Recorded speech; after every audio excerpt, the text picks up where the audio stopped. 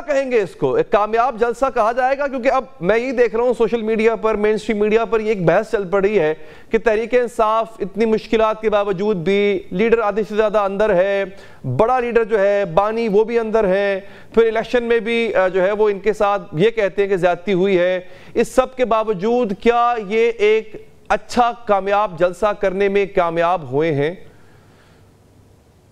नहीं, बहुत बहुत शुक्रिया आपका मली भाई कि आपने अपने प्रोग्राम में मधु किया, इनवाइट किया। सर जलसा तो अभी तक शुरू ही नहीं हुआ। जो सिचुएशन अभी बनी हुई है, जो मैं देख रही हूँ, तो मैं तो लिटरली ये दुआ कर रही हूँ कि जो हमने आज से 1.5 साल पहले जो हालात देखे हैं, कभी जमान पार्क के बाहर, कभी 9 मई के वाकयात, तो उस तरह का कोई सिचुएशन दोबारा इस तरह की ना बन जाए। क्योंकि जो एजिटेशन के बारे में जो अब तक हमें इत्तलात मिल रही हैं, पथराव शुरू हो गया है, जो कारकुनान मौजूद हैं वो पथराव कर रहे हैं पुलिस के ऊपर, फिर जगह जगह इस्लामाबाद में कंटेनर्स लगे हुए हैं, रास्ते बंद किए हुए हैं। तो मैं तो इस बात पर परेशान हो रही हूँ कि दोबारा इस तरह का मंजर ना बन जाए। लेकिन पीटीआई को अगर इजाजत मिल ही गई थी फाइनली 6ठी बार कि 5 उनके जलसे हो जाने के बाद, तो कम से कम उनको अपने कारकुनान को जिस लेवल पे वो मोबिलाइज करते रहे हैं ना सालों से, और स्पेशली पिछले 2 साल में, वो आपको जो अभी झलक नजर आ रही है वो बेसिकली उसी मोबिलाइजेशन की है। जो कुछ आपने अपने कारकुनान के, अपने वोटर सपोर्टर के जहनों में भर दिया है, तो वो एजिटेशन आपको, अगर पथराव हो रहा है, अगर कुछ वहां पर गड़बड़ करने की कोशिश हो रही है, तो वो एजिटेशन बेसिकली इस वजह से दिखाई दे रही है। एजिटेशन है या गुस्सा है? गुस्सा कह लीजिए, एजिटेशन कह लीजिए, लेकिन पीटीआई को चाहिए था कि वो अपने कारकुनान को इस हवाले से समझा कर लाते, वो उनको बता कर लाते कि अगर हम अपनी तहरीक का आगाज करें। आपको क्या लगता है कि आज की सिचुएशन के बाद क्या अब आइंदा उनको किसी और चीज की इजाजत मिल पाएगी? नहीं, लेकिन साहब यहाँ पे एक सवाल ये उठता है, आपकी बात बिल्कुल सही है, लेकिन यहाँ पे जरूरी नहीं कि सिर्फ कारकुनान हो, अवाम भी है, और अवाम भी वो के जिसने ये देखा कि 8 फरवरी को जो कुछ हुआ, अब अवाम का एक बड़ा हिस्सा है जो समझता है कि उसके वोट की कदर नहीं की गई है, उसका रिजल्ट जो है उसके वोट का वो 27 दिनों के बाद आ रहा है, तो अवाम में गुस्सा पाया जाता है। फिर हमने ये भी देखा है कि मौजूदा गवर्नमेंट पे ये भी इल्जाम लगा है कि इन्होंने बड़ा ऑटोक्रेटिक तरीके से मामला को हैंडल करने की कोशिश की है, इन्होंने कानून साजी की, हर तरह से खान को अंदर रखने के लिए बिल्कुल की, आयरन फिस्ट से उन्होंने निपटने की कोशिश की। तो वो गुस्सा भी तो कहीं अवाम में है जिसकी झलक हमें नजर आ रही है, जस्टिफाइड नहीं है, लेकिन इसको क्या कह सकते हैं? बिल्कुल ऐसे ही है, आपकी बात से ये देखिए, दोनों तरफ से गलती है, हुकूमत की तरफ से भी गलती है और पीटीआई की तरफ से भी। इस वक्त वो जो मैं मोबिलाइजेशन की बात कर रही हूँ या जो मैं जहन साजी की बात कर रही हूँ, वो ऑब्वियसली ये रिफ्लेक्ट कर रहा है, ये निकल कर आ रहा है। वरना जो आप इलेक्शन के नतीजे की बात कर रहे हैं, तो मोरलेस हमने इसी तरह के इलेक्शन का नतीजा जो है वो 2018 में भी देखा था। लेकिन 2018 में जो जमातें निकल रही थी या जो एहतजाज कर रही थी, कम से कम ना उनके साथ इस तरह की सिचुएशन हो रही थी। अच्छा, मैं किरण साहब, वो रिएक्शन में ये कर रहे थे। आपकी बात, आप एक लम्हा दीजिएगा किरण साहब, जलसों से जी मैं आपकी बात काट रहा हूँ, बिल्कुल इसी नुक्ते से हम वापस मैं आपके पास आऊंगा। बैरिस्टर सैफ ने हमें ज्वाइन कर लिया। बैरिस्टर साहब बहुत शुक्रिया सर कि आपने वक्त निकाला है। बैरिस्टर साहब ये कुछ हमें बता सकेंगे कि अभी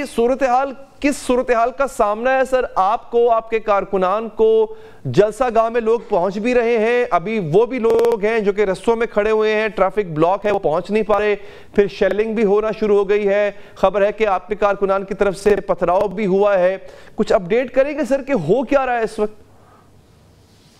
जी बिल्कुल, जलसा जारी है। असल में कारकुनान को चूंकि रास्ते बंद कर दिए गए थे और इवन जो रूट के तहत और जो प्लान के तहत जो रास्ते दिए गए थे उनको भी बाद में ब्लॉक कर दिया गया था, तो इसलिए काफी हजारों की तादाद में कारकुन तो जलसा गाह पहुंच ही नहीं सके, बाहर खड़े हैं और मुख्तलिफ स्पॉट्स पे खड़े हैं। और जलसे में भी काफी बड़ी तादाद में लोग अंदर जा चुके हैं, लेकिन बहरहाल एक बहुत बड़ी तादाद बाहर भी है। जहां तक इस वाकये का ताल्लुक है, तो ये वो जगह है जिसको 26 नंबर कहते हैं रावलपिंडी में, वहां पर रास्ता ब्लॉक किया हुआ था, वहां पे काफी कारकुन थे, उनको एक्सेस नहीं दिया जा रहा था जलसा गाह की तरफ। तो कई घंटे के स्टेलमेट के बाद जो है वहां पे पुलिस का लाठीचार्ज भी हुआ, पथराव भी हुआ और आंसू गैस भी हुई, दोनों तरफ से जो है वो कार्रवाई की गई है। बैरिस्टर साहब ये कहा जा रहा है कि आपके वर्कर्स की तरफ से पथराव किया गया है सर, क्या ऐसी खबरें हैं कि आपके वर्कर्स भी इश्तियाल अंगेज पर उतर आए, इश्तियाल अंगेजी पर, और उन्होंने पथराव किया, एक एसएसपी रैंक के ऑफिसर भी जख्मी हुए सर इसमें? जी देखें, बात यह है कि कहने को तो बहुत कुछ कहा जा सकता है। हुकूमती वज़रात तो जलसे की नाकामी की मुबारकबादें एक दूसरे को दे रहे हैं, लेकिन बात यह है कि कल रात से जिस तरह का क्रैकडाउन इन्होंने इस्लामाबाद शहर में किया, क्योंकि मैं उसका आई विटनेस हूं कि सड़कें बंद कर दी थी, कंटेनर्स लगा दिए गए थे, लोगों के घरों पे छापे मार रहे थे, और सुबह तो बिल्कुल इस्लामाबाद भी बंद था और जो रास्ते इन्होंने प्लान के तहत दिए थे वो भी बंद कर दिए गए थे। तो अब ऐसी सूरत हाल में तो वो जो एक बदमज़गी की सूरत हाल थी और जो कवायद ज़वाबित की खिलाफ वर्जी थी एनओसी की, वो तो खुद हुकूमत ने उसका स्टार्ट ले लिया था। अब रह गई बात हमारे कारकुनान की तरफ से पथराव की, तो आप ये बताएं कि अगर आपके घर में कोई फंक्शन हो और आप अपने घर में खुद फंक्शन कर रहे हैं, तो क्या आप चाहेंगे कि उसमें इश्तियाल अंगेजी हो या कोई ऐसी हरकत हो कि जिसकी वजह से फंक्शन खराब हो जाए? हमारे कारकुनान को तो लीडरशिप की तरफ से भी हिदायत थी हैं और उनका अपना भी इंटरेस्ट इसी में था कि पुरअमन तरीके से वो जलसा अटेंड कर सकें। तो ऐसी कोई बात नहीं थी, ना हमें उसका कोई फायदा था, लेकिन बहरहाल गड़बड़ हुई है और यकीनन जब ताकत का इस्तेमाल होता है तो साहब एक कंडीशन ये भी थी कि 7 बजे आपको जलसा खत्म करना है, वो अभी तक नहीं हुआ है, तो ये कमिटमेंट आपकी तरफ से दी गई थी कि जलसा खत्म हो जाएगा। अब कुछ वायलेशंस ऐसी हैं जो आपकी तरफ से हुई हैं सर, उसका भी रेप्रिकॉशन आपको शायद भुगतना पड़े। जी, रिपरकशंस तो अगर हम 6:59 पे भी जलसा खत्म कर देते और निकल जाते तो इन्होंने फिर भी हमारे खिलाफ केस तो करने थे, वो तो we are mentally prepared for that. और हमें पता है कि ये इस्तिगासा के लिए मुख्तलिफ किस्म के बहाने जो हैं वो तलाश किए जा रहे हैं। केस होगा, अदालतों में भुगतेंगे, करेंगे मुकाबला, हम तो इनका हर मैदान में मुकाबला कर रहे हैं। सियासत में जब मुकाबला करने आते हैं तो एनओसी दे के भाग जाते हैं, फिर उसी एनओसी की खिलाफ वर्जी खुद करते हैं और बाद में इल्जाम हम पे लगाते हैं। तो ये तो होगा, ये तो हमें पता है कि हमें ये मुकाबला करना पड़ेगा और हम करने को तैयार हैं। बस इनसे ये रिक्वेस्ट है कि ये अपने जारी किए गए एनओसी से फिर भागा ना करें और अदालतों में फिर चालान भी पेश कर दिया करें, भागा ना करें जिस तरह 9 मई के चालान अभी तक नहीं पेश हुए। मुनीफ फारूक साहब, फिर रुकावटें डाली गई, कंटेनर्स भी लगाए गए हैं सर, लोग आपको लगता है कि मुतहर्रिक हुए हैं? हाँ, तसादुम भी हो रहा है, शेलिंग भी हो रही है, पथराव भी हो रही है, लेकिन जो